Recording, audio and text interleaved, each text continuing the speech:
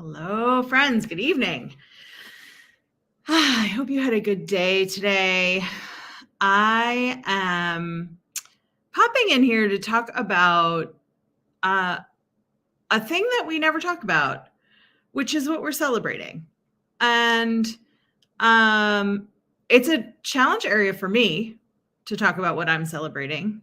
And I have some theories that I'll talk about tonight on why I think we don't celebrate out loud.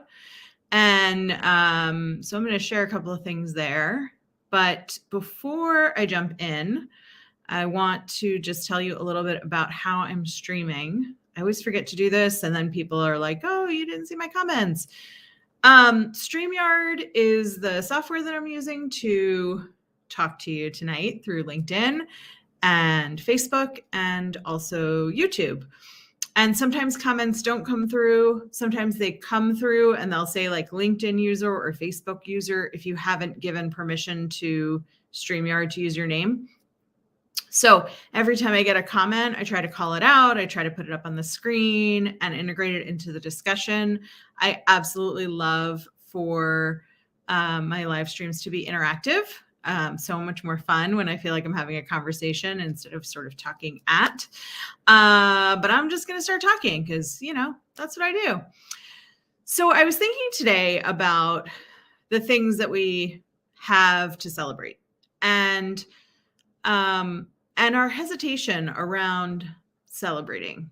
And I have sort of three thoughts around why we don't celebrate things. Or why we don't celebrate them big. Our Queen Fashion just came on and said, you're a good one. Great. I'll take it. Thank you. Thanks for the compliment.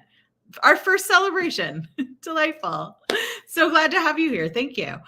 So the first reason I think that we sometimes hesitate to celebrate is because we don't want to brag, right? We're taught early on in our lives that we want to be gracious to other people.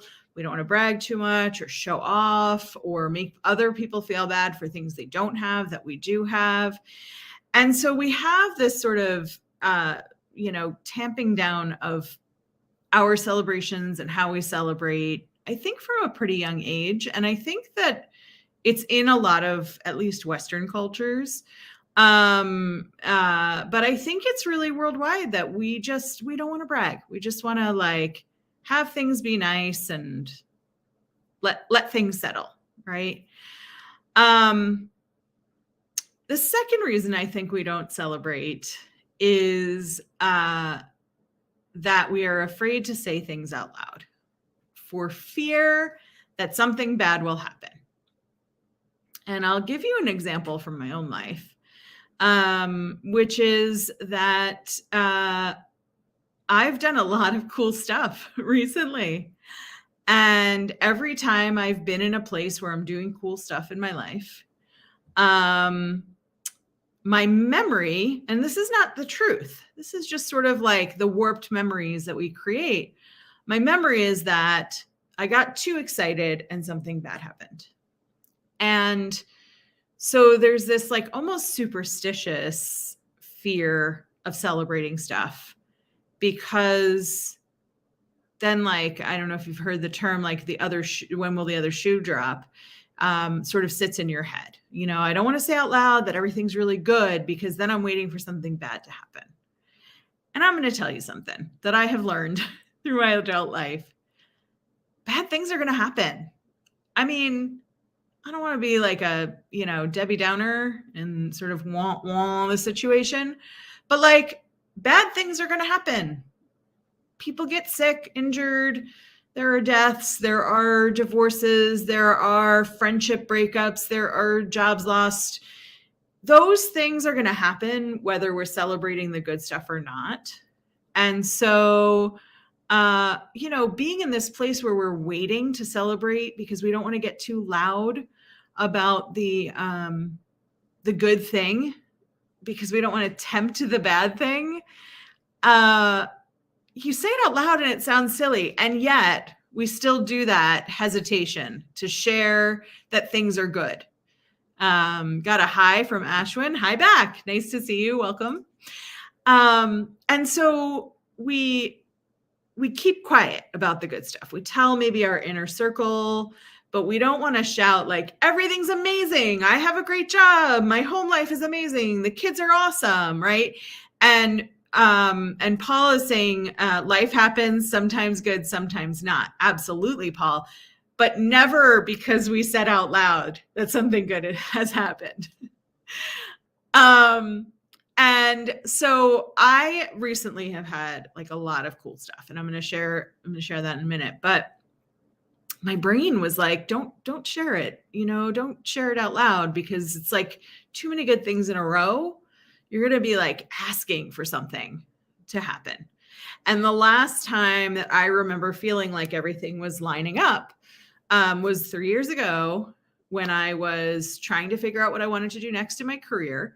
I was just starting to think about it. I was just starting to feel good about thinking about it. I had just done a super clean out of my apartment, donated a whole bunch of stuff, thrown out a bunch of stuff that nobody would want, reorganized everything, cleaned the baseboards, just like really got everything in order. And I felt so in control and so excited about what could be next. And what was next, many of you know, is that I was doing a final vacuum with my Roomba vacuum, and it was doing its thing and heading towards the last item I needed to donate, which was a glass lamp.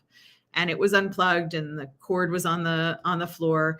And I had this picture in my head of shattering glass. So I jumped up to catch the vacuum before it hit the cord, slipped on my wood floor in my socks, and broke both of my shoulders. Most terrible thing that happened to me, and also a very funny story. And so I spent several months recovering from that, totally derailed myself from, what was to come, because what can you do? I couldn't even anything. When you can't move your shoulders, you can't do anything by yourself. The Roomba, by the way, turned when it sensed the lamp cord. So the lesson there is Roombas know what they're doing. Allow them to run, unless you have a dog who poops in the house, and that's a whole other story. And Google that. You'll see stories and stories of bad situations with pets and Roombas. But I digress. And so the lesson that formed in my head was, don't get too excited about good things, because something catastrophic will happen and sort of derail you from everything.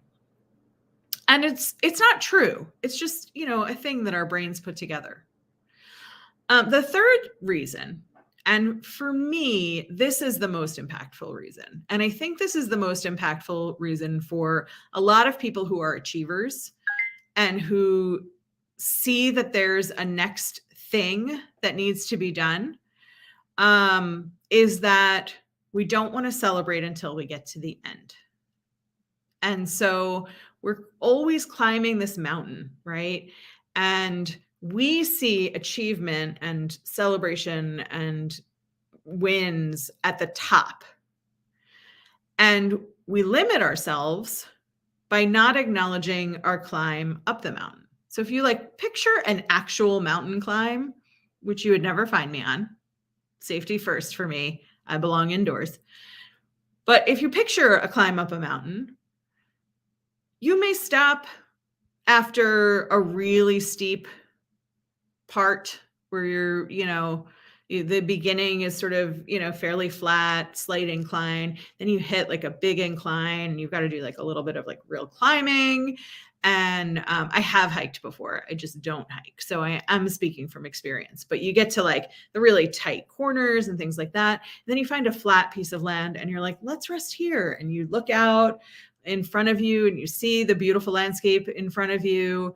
And you really relish that moment and celebrate that time that that part of the climb was hard. And yeah, there's still more mountain to go, but you stop and you celebrate that. And in life, we don't do that. We just are looking towards the top of the mountain. And then we get to the top of the mountain and we're like, okay, what's the next mountain? What's the next thing I have to do? And there is so much value in stopping to acknowledge and celebrate what has happened, what you have done, or what has happened to you. It doesn't have to be something that you've achieved. It could just be like, hey, I won $5 on a scratcher today. I didn't, but that would be something I would want to celebrate. And so, I am intrigued sometimes when I look at like a LinkedIn post where I'll see somebody announces that they've gotten a job, somebody announces that they've gotten a promotion, but nothing in the middle of like, I just completed my 3rd interview with this company and I'm so excited about them. And they invited me back for a 4th interview. Now, that said, stop doing 4th interviews. Seriously. If you cannot hire somebody by the 3rd interview and that person's like an executive level, otherwise you're hiring by the 2nd interview, let's shorten the recruiting process for everybody. But I digress. That's a whole other rant. That's a whole other live. Cheryl says your 3 reasons are right on point. Thank you, Cheryl. Yeah, I mean, we just hesitate to celebrate. And so I've had like a pretty big week of little things. And I hadn't told anybody. And today I was texting with a friend and he was celebrating some stuff, really big stuff, actually. And I just joined in and I was like, hey, I've got some good stuff too. And I shared my stuff with him and we were both like, we're effing killing it. We're just killing it. Good for us, right? And what I noticed in that moment was like, we are all here to cheer each other on. There's like not a time where I've posted something on LinkedIn that was good news where people were like, quit bragging, lady. Like, oh, look at you on your high horse talking about how excited you are that whatever happened, right? I've actually posted about 2 weeks ago that I had passed my certification exams for coaching. And Ashwin is saying, true that, just can't stop to celebrate the little things. I know, but we need to. And people want to celebrate us. Like, I get excited when I hear little things that have happened that are celebrations, and I bet you do too. And so I passed my certification exam for coaching, and I got 2 things out of it. I got a certification from the coaching company that I went through. I'm a certified ontological coach, which is my coaching style is a combination of what we do, like what we're, the facilitative side of like goal setting and achieving and all that, but it's also how we are being, and that's ontology, how we are being under the doing. Again, a digression. That's not as important. So I got this certification from the company I went through, Accomplishment Coaching, and then I also qualified for and got my certification through the International Coaching Federation, and those are pretty big deals. And I didn't want to celebrate them because I didn't want people to think I was a beginner. Well, I guess I just came up with a 4th reason, right? We don't want to celebrate something and feel like we're celebrating something that's going to make people question our authority or our capability or whatever. I've been coaching for, 15, 17, something like that years, in one capacity or another. I've done a lot of HR consulting. I've done a lot of individual consulting, training, blah, blah, blah. And I thought announcing that I finally went for my certifications after all this time was going to make me look like a beginner. And then I was like, no, it's a pretty big deal. I'm going to say I'm proud of myself. And I did. And I got like, I don't know, 100, 200 comments congratulating me. There's not one person who was like, how could you celebrate this? It's not the ICF's top certification. It's not, it's something you should have done 15 years ago. It's, nobody was berating me. I was the only one berating myself. And so I decided I'm going to start celebrating stuff. And so today, this week, I'm celebrating 3 things, probably more. I might come up with more. I'm celebrating that my LLC is finally registered, which I haven't needed in the past because my work was part-time. My coaching work was always a side gig, and I was a W-2 employee. And so my tax stuff was fine without me having my own LLC. But now this calendar year, I'm fully on my own. And so Lauren Lefkowitz Coaching is now an LLC in the state of Maryland in the US. And that's like a pretty big deal. I'm a business owner. I mean, I've been a business owner this whole time, right? So that's the spin out of the celebration is like, well, it's not that big a deal. I've been a business owner this whole time, but now I have an LLC. I'm like, you could go look me up in the state. I know. Cheryl says, yay, LLC. Thank you, Cheryl. Yes. And Ashvin says, woohoo. I appreciate that. I love a woohoo. Yes. So that's one thing I'm celebrating. Another thing I'm celebrating is that today I hit 5,000 followers on LinkedIn. I started posting like once a week or so in late 2020, maybe twice a week in early 2021. And then I got like real serious about it last spring, I would say. And through a lot of commenting, through a lot of being responsive to people's comments, a lot of relationship building in the DMs, which generally happens after you've commented on each other's stuff. And a lot of people removed from my network because they're gross. Just don't be that person who hits on people in the DMs. So really it's probably more than 5,000, but I've removed some people along the way. But 5,000 people are willing to hear what I have to say. It's pretty cool. Cheryl says a Dun & Bradstreet number next. Yeah. I'll take the woohoo. I don't know if I'll need a Dun & Bradstreet, but I'll take it. So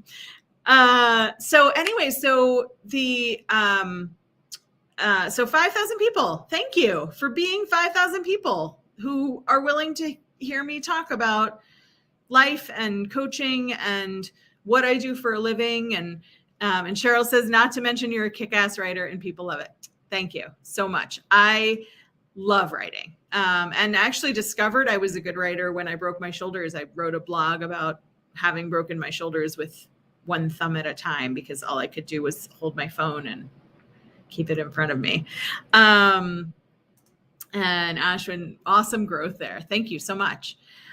So 5,000 people on LinkedIn. And then I hadn't been posting on Facebook because Facebook was like my original social media, right? It's like all my friends, my family, it's people I grew up with. And I thought like, they're not really going to want to hear about my business stuff. And I've got, 600-700 connections on Facebook from all facets of my life. But I've never really taken in the business people. And I didn't really want to open my personal Facebook up for that. And I didn't really want to be posting business stuff all the time on Facebook because I thought it would be a bother to people. I don't know why. I assume that. Nobody said like, stop posting your business stuff here. And every once in a while I would post something and people liked it. But here we are. I didn't want to celebrate it, right? And so yesterday I launched a Facebook business page because now I got an LLC. I'm a business. And I invited all of my friends to join, assuming that like 15 people and my mom and dad would come in. And in 24 hours, almost 100 people have joined my Facebook business page who are people I'm friends with. And so I was incorrectly assuming people aren't going to want to celebrate my business stuff with me. They're going to want to, just the personal stuff, pictures of my dog, things that happened in my apartment, that kind of stuff. And Ashwin says, I discovered I was a writer when my mom said how much she loved my apology letters when I was young. Amazing. I have some letters I sent my parents from camp that were pretty hilarious too. Oh, that's so nice. That's a great compliment from your mom.